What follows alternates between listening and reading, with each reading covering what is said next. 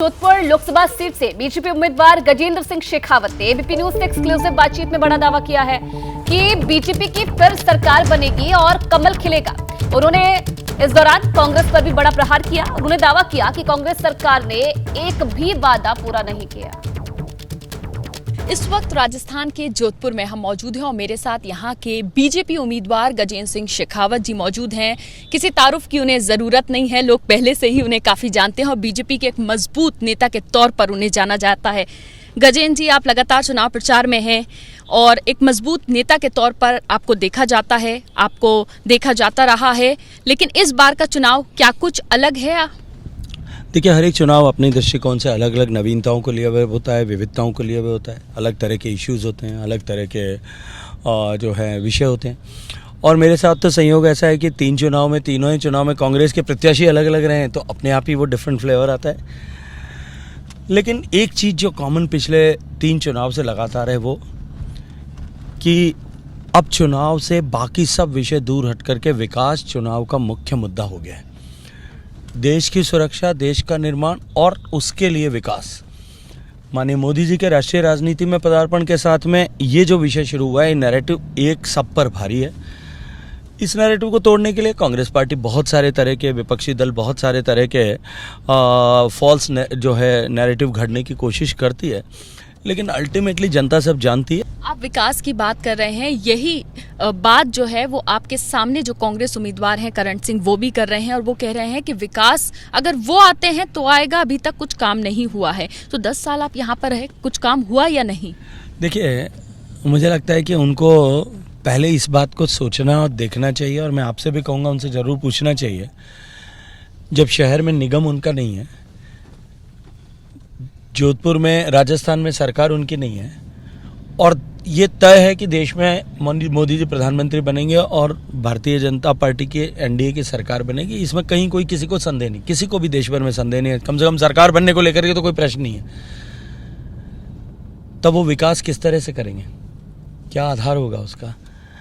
जब विकास करने का अवसर कांग्रेस पार्टी के पास में था, 5 साल तक सरकार थी, तब जो वादे 2018 के चुनाव में कांग्रेस पार्टी ने किए थे, चाहे किसानों से कर्ज माफी का मुद्दा हो, युवाओं को रोजगार देने का मुद्दा हो, इंफ्रास्ट्रक्चर का मुद्दा हो, एक भी ऐसा विषय नहीं है जिस पर कांग्रेस पार्टी ने 5 साल में काम करके अपना वादा पूरा किया हो।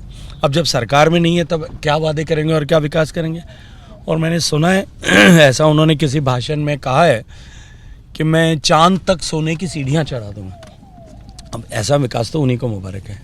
सर, मुझे ये बताइए, इस बार का चुनाव जो जोधपुर में देखा जा रहा है बड़ा इंटरेस्टिंग है। इंटरेस्टिंग इस लिहाज से कि आप दोनों ही राजपूत समाज से आते हैं, तो ऐसे में वो ये दावा कर रहे हैं कि राजपूत वोट जो है, राजपूतों का आशीर्वाद जो है वो उन्हें मिलेगा। आखिर उनका कॉन्फिडेंस किस वजह से ये है, और आप क्या समझते हैं इस बात से कि आखिर राजपूत समाज जो है, क्या वो आपको वोट देगा, और देगा तो किस बलबूते पे देगा? क्या ऐसी वजह है? देखिए, एक विषय तो कि केवल किसी एक समाज के वोट से जो है चुनाव नहीं तय होते, और मैं तो किसी एक समाज विशेष का वोट ही राजनीति का आधार है ऐसा नहीं मानता। ठीक है, अपना समाज है, समाज का आशीर्वाद दोनों चुनाव में मेरे साथ रहा है, क्योंकि जनता के मन में ये संकल्प था कि हमें मोदी को प्रधानमंत्री बनाना है, तो सबने वोट दिया। क्षत्रिय समाज में ने भी दिया, अन्य समाजों ने भी दिया। आपके सामने जो चुनाव लड़ रहे हैं कांग्रेस के उम्मीदवार, उन्होंने ये भी आरोप लगाया कि आप भगवान राम के नाम पर वोट ले रहे हैं। इसको आप किस तरह से देख रहे हैं, इस आरोप को? देखिए, राम हमारे लिए राजनीति का विषय नहीं है। राम, हम मर्यादा पुरुषोत्तम राम हमारे लिए, हमारे न केवल आस्था का केंद्र है, हमारी प्रेरणा के पुंज हैं, अपितु राष्ट्रीय चिति का विषय है। अगर मैं देश के परिप्रेक्ष्य में बात करूं, मर्यादा पुरुषोत्तम भगवान श्री राम का मंदिर जन्मस्थल पर बनना चाहिए, ये संकल्प इस चुनाव का नहीं है। 1980 में भारतीय जनता पार्टी बनी थी और 90 के दशक से भारतीय जनता पार्टी के हर घोषणा पत्र में ये लिखा गया था कि भगवान राम का मंदिर बनना चाहिए।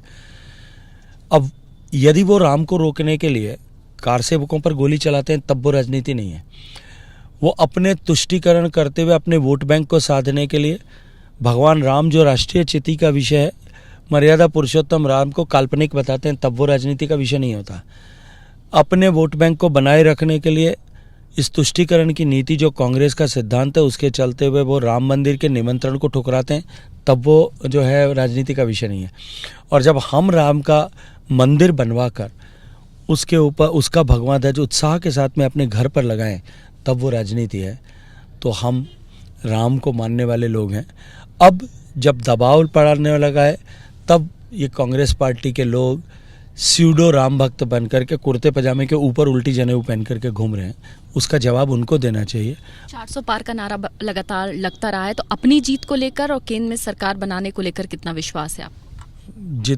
कल का सूर्योदय पूरब से होगा, ये जितना इनएविटेबल है, अवश्यंभावी है, उतना ही ये है कि जोधपुर में कमल खिलेगा और देश में भारतीय जनता पार्टी की प्रचंड बहुमत से सरकार बनेगी।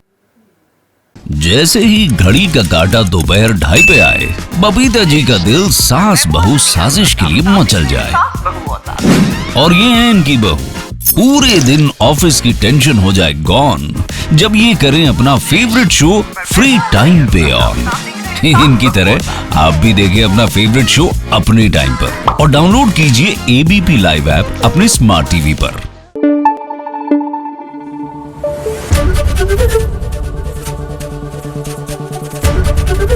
एबीपी न्यूज आपको रखे आगे।